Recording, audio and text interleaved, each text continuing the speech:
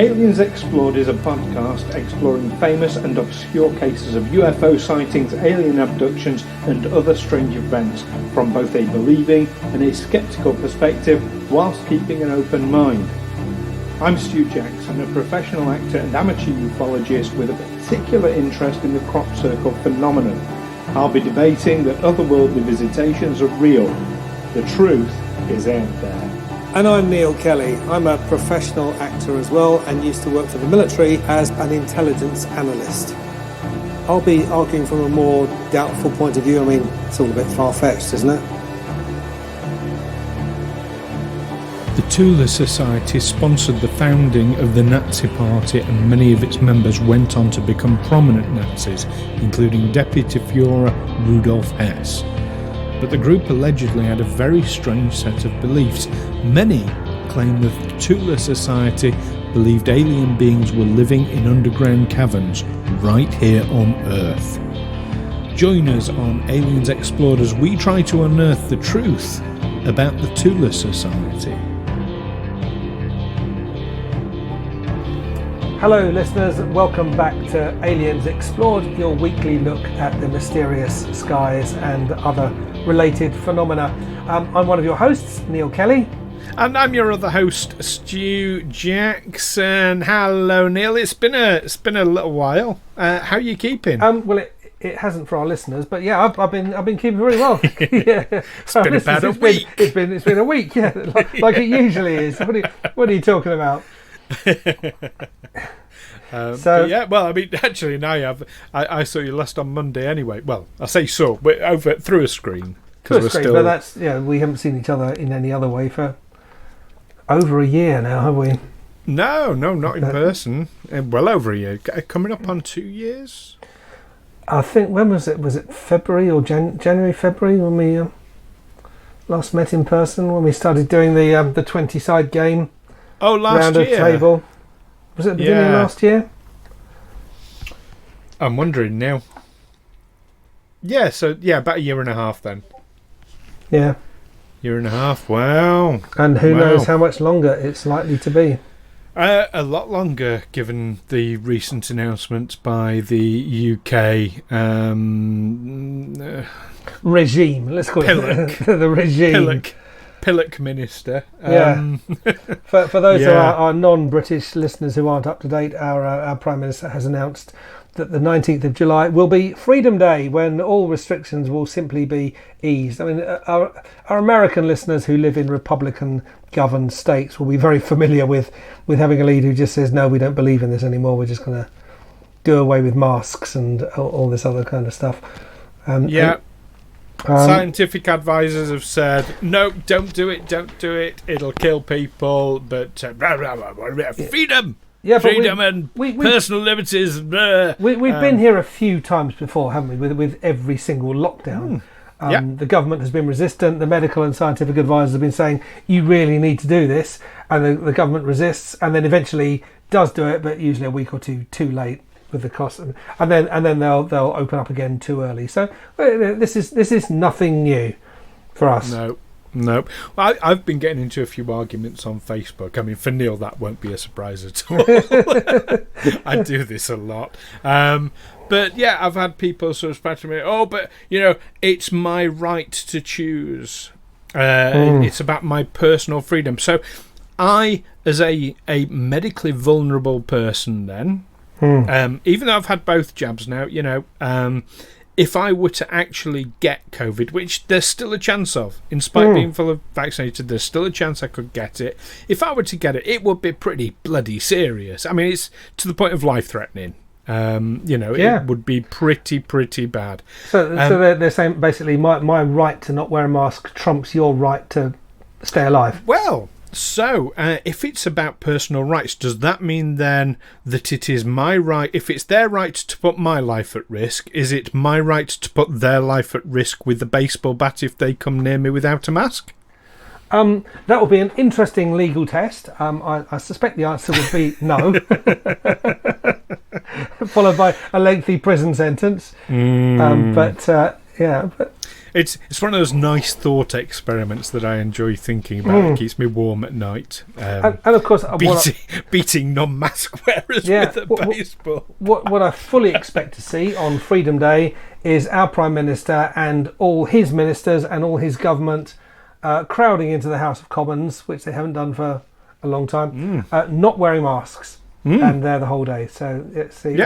I would really love it if our new health minister Sajid Javid got a fatal dose. I mean, imagine the headline: Minister who says we need to learn to live with COVID dies of COVID.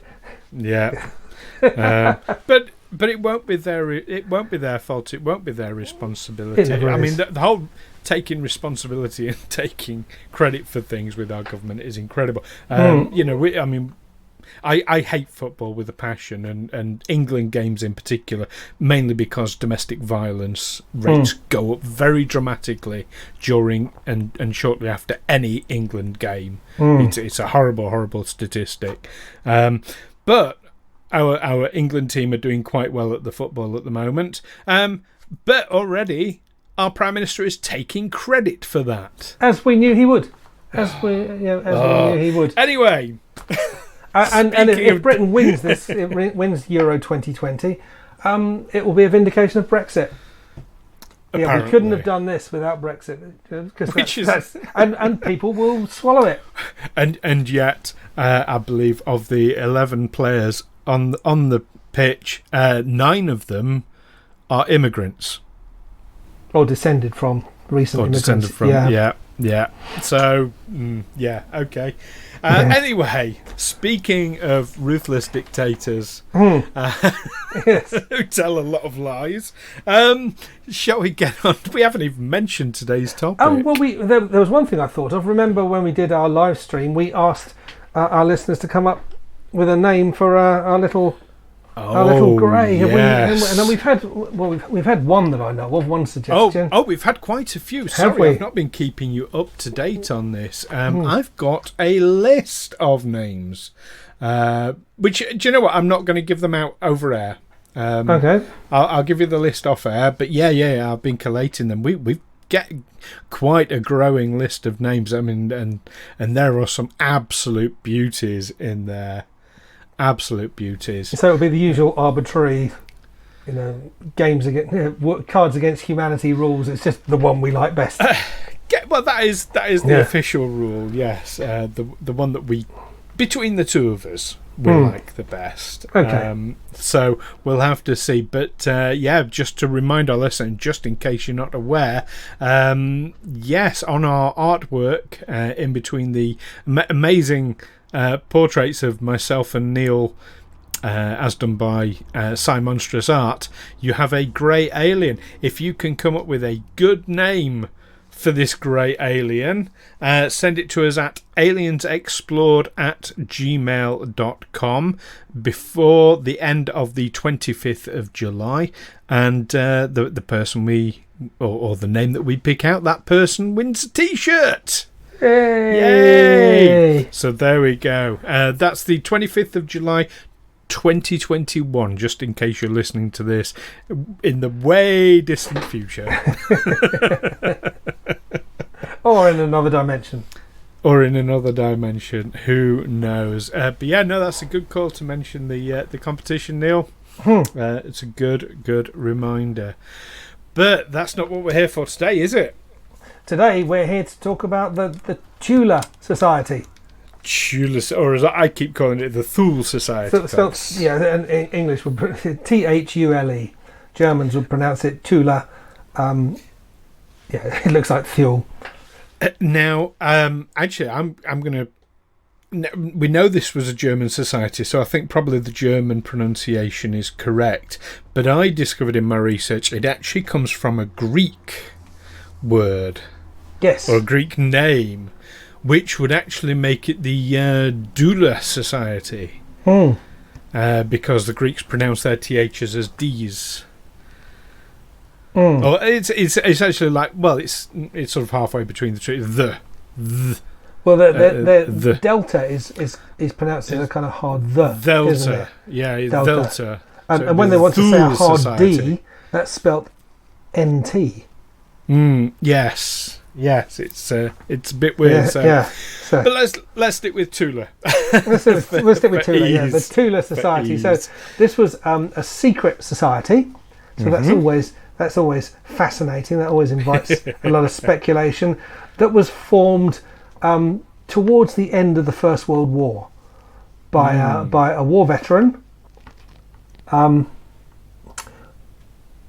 What was his name again? I can't remember, but yes, it was. I remember he came to a sticky end quite quickly. More importantly, because Dead Air's not Walter Nauhaus. There we go. But most importantly, you've got some very notable members of the Thule Society, haven't you? Well, a lot of people have been, a lot of prominent Nazis have been associated with it, including the famous Rudolf Hess. He's probably the most famous name there. Alfred Rosenberg, Hans Frank, Julius Lehmann, Gottfried Feder, Dietrich Eckhardt, and Karl Harrer. But yeah, Rudolf Hess is the one that stands out. I'd have thought Adolf Hitler was probably the more famous. Well, Nauhaus claimed that that his group was basically the origins of the Nazi Party. I mean, they were a right-wing society that was became a. Nauhaus was a wounded World War I veteran who became an art student from Berlin, and he was concerned with the Order of Teutons, and they became very concerned with tracking German purity. Yeah, lineage. Aryan purity. Their lineage. They had an oath. The signer hereby swears to the best of his knowledge and belief that no Jewish or coloured blood flows in either his or in his wife's veins, and that among their ancestors are no members of the coloured races. So, yeah, you can see how that would be attractive to Nazis. Well, it comes into this whole Aryan race thing. So the speculation is in fact that Aryans were extraterrestrials who came to Earth and seeded the Earth, or seeded part of the Earth. In fact, the blonde-haired, blue-eyed part of the Earth. So it was looking for this sort of Aryan, this extraterrestrial purity. That was part of the whole Aryan race, the alleged better race or whatever.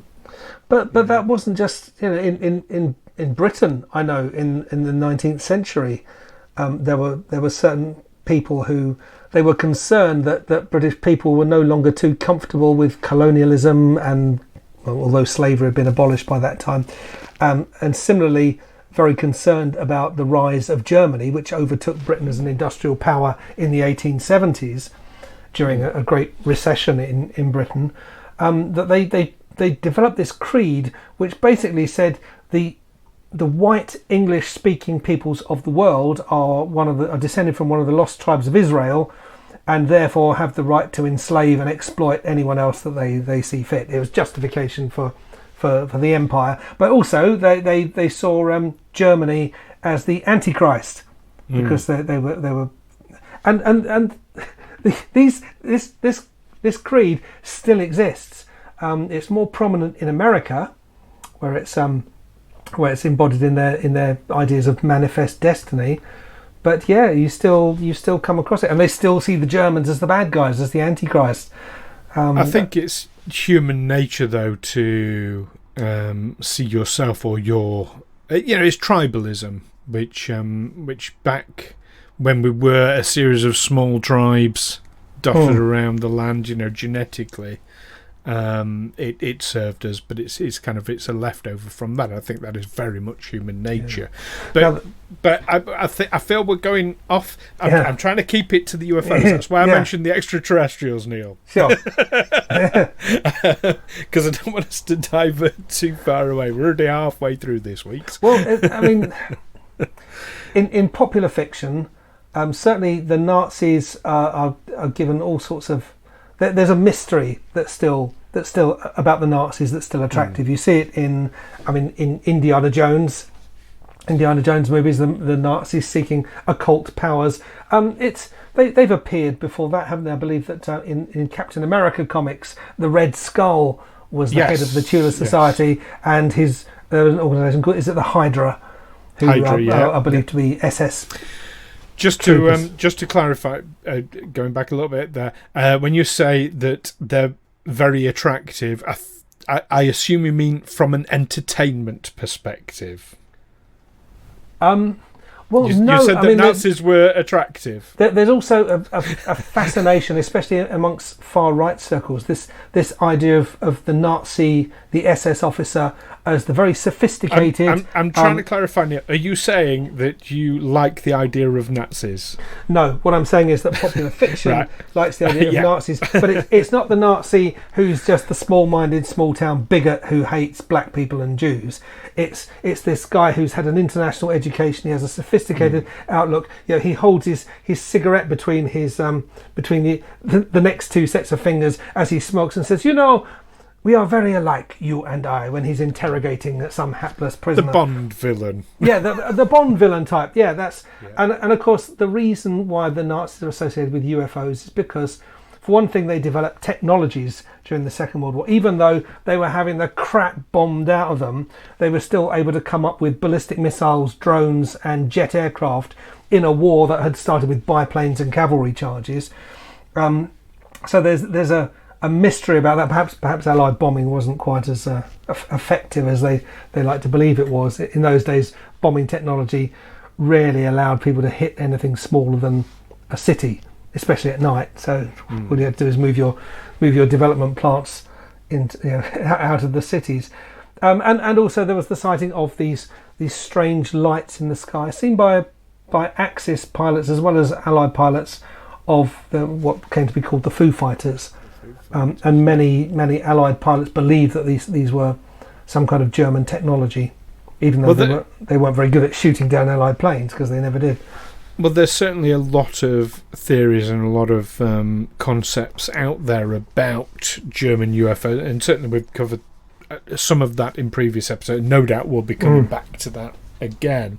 But specifically about the Thule Society, what I've been reading is that a subsection of the Thule Society, in particular, known as the Vril Society. Have you been coming across this? I have heard it. Again, that Vril is kind of a legendary thing, isn't it? Well, it ties in very closely with Hitler's sort of obsession with the occult and extraterrestrial things. A quick side note: Thule. Was we mentioned it's got Greek origins, and it was the name of a mythical sort of northernmost land. I mean, possibly people have said it might be Scandinavia or Iceland, or where no one has been, but they knew that somewhere in the north there was this. Yeah, well, it became more commonly sort of used as being a reference to the edge of the known world, or the edge of what is known. And I think that's why it was picked as the name for this society, is because it was, they in their heads, they were pushing the edge of the boundaries of what is known, and that kind of thing. So it's very much, I mean, certainly the Thule Society were very much like the occult and things like that. But the Vril in particular, that was formed by, or the idea was put forward by an author, French author, as it happens, Louis-Jacques Olliot, who I'd never heard of. But if I was to give you the phrase, Neil, the pen is mightier than the sword. Ah, yes. He's the person who came up with that. He's also the person who came up with the classic opening line of a book. It was a dark and stormy night. But yeah, he purported to have discovered this Vril energy this otherworldly power. I mean, you could say occult, you could say extraterrestrial, maybe a bit of both in there.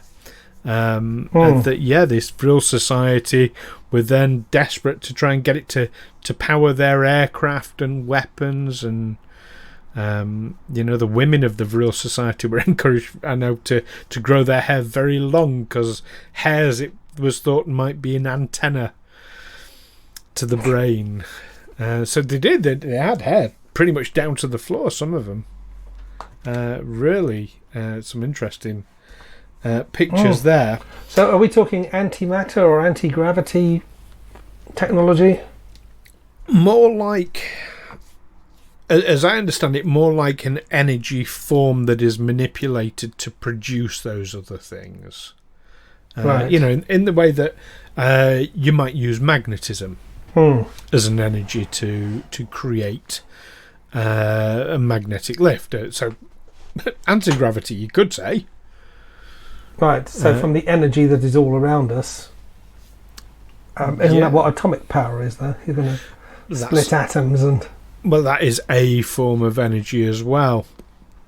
And certainly, when you look at Project Paperclip, it's absolutely clear that Germans were interested in all kinds of energy forces, different kinds of energies. So it's not surprising that someone would latch onto this energy that was allegedly powering extraterrestrial craft and weapons, and and that Hitler would want to get his hands on it. And there's also the Nazis did lay claim to a part of the Antarctic back just before the Second World War, and there's a belief that they'd found the entrance to the Hollow Earth. And that's where all the Nazis went and lived, or they met people who lived in this Hollow Earth, and they joined up with them, and that's where they all went after the war. Well, the theory is those are the Aryans of which I'm speaking. I spoke earlier. They've come from another planet, possibly, or they're another species of humanoid that shares the planet and lives underneath it. We're not quite sure. There are different theories about them, but yes, that they are the Aryans. Well, of course, a lot of Nazis went missing. They were unaccounted for at the end of the Second World War. But of course, in modern warfare, using high explosives, people do tend to be missing rather than leaving a nice identifiable corpse. I certainly remember when the wall came down in Berlin. And all of East Berlin, it was either pre-war buildings that were getting a bit unstable, maybe had some bomb damage that certainly didn't meet Western building standards, or they were old, or they were recently built communist concrete blocks that, again, seems. I think it was P.J. O'Rourke said that commies love concrete, but they don't know how to mix it. That's why in Eastern Bloc countries everything's made of concrete and everything's falling apart.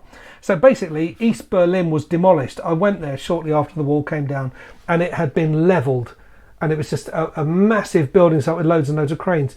And then for years afterwards, they were finding bodies as they dug, and they were finding on average 1,000 a year for a long, long time. Well, you imagine 100,000 people killed in the Battle of Berlin. That's going to leave an awful lot of bodies under rubble wait to be found. Yeah. So I imagine a lot of prominent Nazis ended up in that mass grave that was East Berlin. Well, quite possibly. Well, I know that there were a lot of prominent Nazis who their whereabouts were known during the end of the war, but it was shortly after. Suddenly they disappeared. I mean, you get that in fiction a lot, don't you? Suddenly in South America, someone turns up. Hi, I'm Bill Smith, and it turns out he's an ex-Nazi. my sister-in-law used to work in publishing, and she went to this convention in the United States, and at the start of the convention they said, it was the Disney Corporation, and they made this special presentation to our colleagues from Disney South America, who've been running a very efficient and profitable organisation since 1945. And he called them up, and it was Herr von Braun, Herr von Schmidt. It was all of German descent. Okay, we're not saying Disney that South the America, Disney Corporation. I'm not a fan of Disney at all. Oh, come on, you like your Star Wars and your Marvel, and this all Disney, isn't it? Yeah, but Star Wars wasn't created by Disney, neither was Marvel. No, I enjoyed some of the products that they put out, but their history, particularly their anti-Semitic history, leaves a lot to be desired. Oh, I'm sure that I think our listeners might disagree. I think Disney are evil, and always have been. Yeah, well, you or I, for instance, would not be allowed to work for them currently, you know. And why is that? Because we've got facial hair. Oh, right. That still applies now. They've said it used to be because obviously a lot of Jewish people, they would have facial hair. It was to keep them out. Disney have since said, "Oh no, it's because you're cleaner and you look more heroic and you look more positive if you don't have facial hair." But they still have the policy. Disney, and I'm sorry, but that's nonsense. Didn't Walt Disney himself have a moustache? He did. Yeah. But there you go. Anyway, let's not talk too much about them because they are famously litigious, even against Paul or you and me. So there may be other explanations. So do you have to hereby swear to the best of your knowledge and belief that no Jewish or coloured blood flows in either yours or your wife's veins? It would not surprise me. Actually, I know people who do work for offshoots of the Disney Corporation, but that's a whole other thing. Anyway, we're off topic. Yeah, and we won't name them on this show. Absolutely not. So, Thule Society then. So yes, you've got this Thule Society that is a small sort of subsection of them. Let's sort of summarise our thoughts then. So a question I ask you quite a lot on this podcast, Neil. Prior to us doing this, had you heard of them before or come across them? I don't know. I mean, the only reference I had for Thule before we started talking about it, perhaps in an earlier episode, was I bought a roof rack once in Germany that was made by Thule. A roof rack for my car. Yeah, it's also a brand of. Does your car run on Vril energy? Is that what we're saying? Yes, that's yes. When was the last time you put any fuel in it? This was a long time ago. Right. So in your research then, what? I mean, what do you think? Is it all just mythological? Is it all just made up, or? I think it's. I mean, I know that prominent Nazis did have an interest in the occult. And the Nazis were able to produce some quite terrifying technology towards the end of the war. That was a nasty surprise for the Allies. I don't think they ever expected to win the war. I mean, the V1 and V2, the V1, which was a drone, basically a flying bomb, and the V2, which was a ballistic missile. The V stands for Verachungswaffe, which means revenge weapon. I.e., we're not trying to win the war with this. We just want to give you some pain for bombing us. You've bombed us. We no longer have the capability of bombing you because our air force just keeps getting shot down. But we have these new technologies that we can inflict harm. They're not very accurate. I mean, the drone was basically a plane. They'd set it off in the right direction, and it'll be timed for the engine to cut when it reached near London, or over London, and it would come down and kill indiscriminately. Same with the V2 rockets. It was just for revenge. So it was certainly advanced. But it wasn't war-winning, and it wasn't that advanced. But the combination of the two, the occultism and the frightening technologies, and also with on the part of people in countries like Britain, who it's easier to say that the Nazis were evil. They got involved in the occult. I think even in secondary schools in Britain to this day, so that's children between 11 and 18, that what they learn about Germany tends to begin and end with the Nazis. And what they're still taught, I learned from my wife, who's a school teacher, is that the Nazis happened because the German people were led astray by an evil man.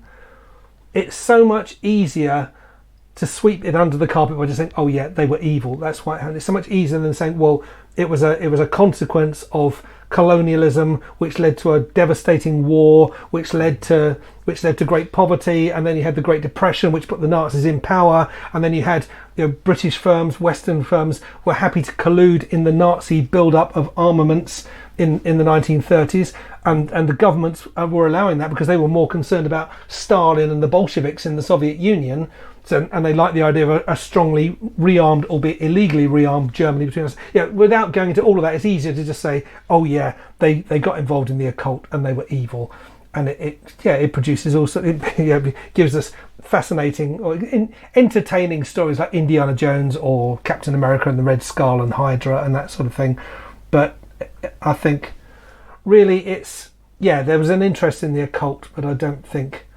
There's no evidence that they produced any kind of technology which isn't easily understood or wasn't easily understood at the time. They just managed to get technologies to work. Well, just to add to your sort of historical take there, that has happened in more recent history as well, because you look at Saddam Hussein, it's the American and British governments who put him in power in the first place. Yeah. Who kept him in power for a very, very long time until it was time that they needed a scapegoat. Absolutely, and then suddenly he's evil, and we want his oil, so suddenly he's become evil. He must have these weapons of mass destruction, which they've still never found. Yes. Well, I was involved in intelligence gathering in the Middle East in the 1980s when Saddam Hussein was waging a war against Iran. He'd attacked Iran and found it a tough enough that it was expected that in the chaos of the Iranian Revolution, the more organised Soviet armed Iraqi forces would easily overrun them, and it was almost a repeat of Operation Barbarossa on a smaller scale. They made some great initial advances, but then the Iranians got their act together and with massive human sacrifice were able to just drive them back all the way. It was a long drawn out war, but it was still very much Saddam Hussein is our guy, and he's fighting these Islamic fanatics in Iran who are the bad guys. Yeah. It's a complicated issue. But yeah, so I suppose I better give you my opinion on the Thule Society, hadn't I?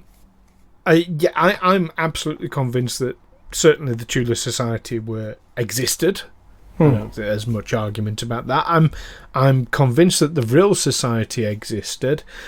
I wouldn't be surprised if they had a degree of success as well. There are certainly reports of them achieving some things, and where you say there's no evidence of them creating weapons that achieved anything, I'm going to draw your attention to the Nazi bell, which was a device that was created and subsequently disappeared, that could well be connected with Vril power, and it's been speculated may even have been some sort of time machine.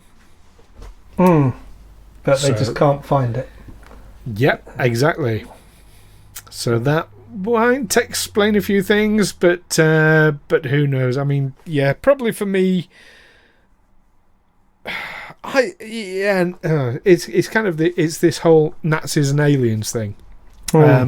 Which is fascinating. It makes a great action movie. It would, but I think there's something to it. I wouldn't like to say categorically what level that is, but I do think there is something to it, and it's worth investigating. But what do you think, listeners? As ever, we do like to hear your thoughts and feelings on this subject, on all our subjects that we talk about here. You can let us know exactly what you think by finding us on Facebook or Twitter by searching Aliens Explored, or you can email us at aliensexplored.com. And don't forget to enter that competition as well that we mentioned. In the meantime, join us next time. Oh, Neil, I'm very excited for our next episode. I'm always excited for all our episodes, but I'm particularly excited if our listeners could just see the look on your face, how animated you suddenly become. Well, and with good reason, because we are going to be discussing probably the most documented UFO abduction case in history.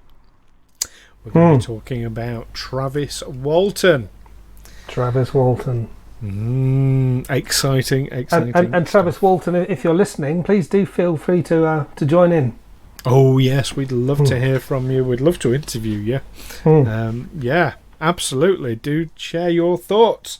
In the meantime, keep watching those, secret societies. I can't come up with one for this week. I always come up with these off the top of my head, Neil.